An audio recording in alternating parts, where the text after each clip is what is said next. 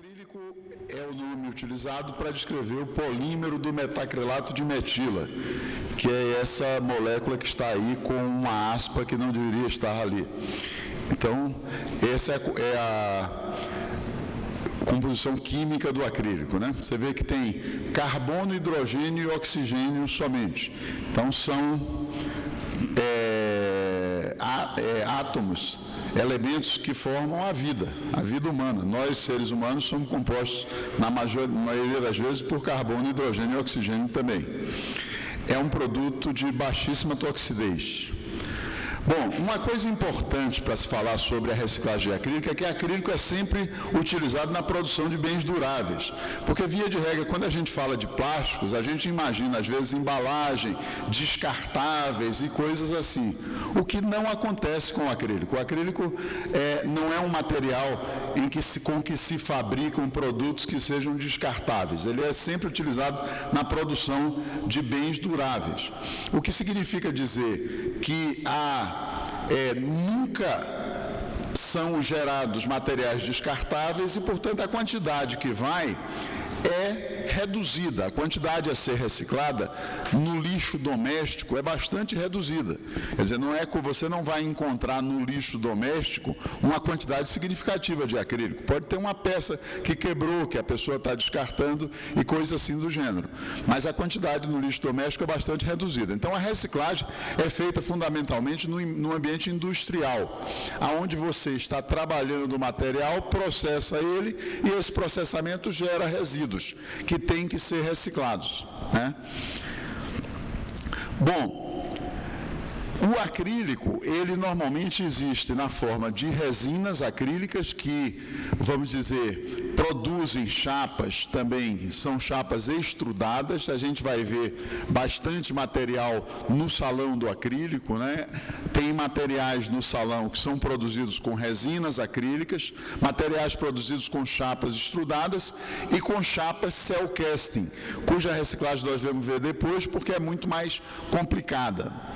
A reciclagem de resinas e chapas extrudadas, que também são feitos resinas, que são materiais de peso molecular mais baixo, é semelhante à de outros plásticos. Ou seja, por exemplo, a gente está acostumado a ver saco de lixo preto e saco de lixo azul. Via de regra, o saco de lixo azul é feito com polietileno virgem e o saco de lixo preto com polietileno reciclado. Por isso o pessoal pigmenta para esconder alguma impureza que possa ainda existir no material. Pigmenta para preto para esconder. Então a reciclagem do acrílico, enquanto resinas ou chapas extrudadas, é feita pelo reciclo ao próprio processo. Fazem novos materiais injetados. O material mais comum que a gente conhece injetado do acrílico são lanternas traseiras de automóveis. Então, vamos dizer, se você tiver um descarte daquela lanterna, você pode remoer ela e extrudar ela fazendo uma nova lanterna, hipoteticamente, ou objetos outros, né, sempre na direção dos bens duráveis, nunca em direção de bens descartáveis. Mas o material também de resinas e chapas extrudadas, muitas vezes ele acaba sendo reciclado pelo mesmo processo que são usados para a reciclagem de chapas casting, que, como eu falei, a reciclagem é muito mais complicada. Evidentemente que não seria bom que fosse assim, porque esse processo de reciclagem da chapa casting é muito mais caro do que a reciclagem pela simples reutilização num processo de extrusão ou de injeção. Mas, às vezes, até por falta de aplicações para as resinas e as chapas extrudadas, resíduos de chapas extrudadas, eles acabam sendo incorporados ao processo de recuperação feitos para chapas casting, que é o processo mais complexo. As chapas cell casting, elas são produzidas entre moldes de vidro e por isso elas têm peso molecular muito alto, que não permite a utilização em processo de extrusão ou de injeção. ele não pode ser aproveitado de maneira nenhuma, como no caso das resinas acrílicas, nesses processos. A reciclagem se dá pelo craqueamento do material, ou seja, o que é que a gente faz? Pega a molécula do polímero, aquela molécula que eu mostrei no início da palestra, é a molécula do monômero, uma unidade. O polímero é N vezes aquela molécula compondo uma molécula muito maior, que tem que ser partida para regenerar a própria matéria-prima que deu origem ao acrílico, ou seja, a reciclagem é feita pela regeneração da própria matéria-prima e reutilização dela do mesmo jeito para novamente produzir chapas, né? Isso nos processos de chapa cell casting, que são de altíssimo peso molecular e, portanto, não podem ser extrudadas, mas também serve para as chapas de baixo peso molecular ou para as resinas. Vamos dizer, elas incorporadas a esse processo também podem ser recuperadas da mesma maneira. Bom, o processo de craqueamento do acrílico é basicamente esse. Você aquece ele num reator de craqueamento a 410 graus, forma um éster cru, né? O polimetacrilato de metilo ou acrílico é também um poliéster. Só que a gente não se habituou, evidentemente, a chamar o acrílico de poliéster. Para a gente, são dois materiais distintos, mas o acrílico é também um poliéster. Então, uma vez craqueado, forma-se um éster cru que contém o metacrilato de metilo, MMA, que é a matéria-prima do acrílico, e vários subprodutos da reação de craqueamento. A reação de craqueamento, ela gera um conjunto de subprodutos que depois nós vamos ver qual é. Além disso, é gerado dentro do próprio equipamento, como função da alta temperatura, um resíduo carbonizado. Esse resíduo carbonizado, existem três maneiras praticamente utilizadas para se craquear essa molécula nesse reator. Uma delas, que é a mais comum no Brasil, não se acrescenta nenhum ingrediente a mais. É simplesmente um vaso aquecido a 410 graus com o acrílico dentro. Esse processo tem como inconveniente que a quantidade de resíduo carbonizado formado é muito maior. Anteriormente, há muito tempo atrás, se colocava dentro desse recipiente chumbo derretido para homogeneizar a temperatura e fazer com que a formação de resíduos fosse menores.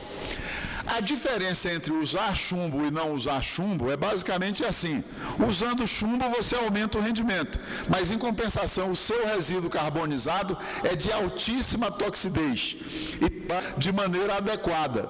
E a única maneira adequada de reciclar esse resíduo é retornando ele para o próprio fabricante do chumbo, que consegue retirar o chumbo novamente dele, utilizando como matéria-prima no seu processo de produção. Mas essa é a única maneira que pode ser feito. Existe processo mais moderno em leito fluidizado com sais não tóxicos, onde aí o leito fluidizado é você transformar um sólido fracionado, vamos imaginar uma farinha, aonde o sujeito injeta uma quantidade de ar de tal forma que a farinha fique no meio do ar fluida. Então, por isso chama-se leito fluidizado, que é um sólido num gás, e ele se comporta como se fosse um líquido no meio desse gás. Por isso que é chamado leito fluidizado. E nesse processo de leito fluidizado, você consegue uma interação muito maior das partículas de acrílico com o elemento que transfere calor ao acrílico. E esse elemento não é um elemento tóxico como o chumbo. Então, esse é um processo mais moderno e que dá uma melhor vamos dizer assim, um melhor aproveitamento, menor perdas, menor geração de resíduos carbonizados. Agora, uma característica interessante é que esses resíduos carbonizados, quando não tem chumbo, eles são resíduos de baixa toxidez. A composição deles é fundamentalmente carbono, que é o elemento da vida, né? Que é o elemento do qual nós somos feitos, e todas as coisas que nós comemos e bebemos, fundamentalmente, são feitas também de carbono. Carbono e hidrogênio, fundamentalmente, né?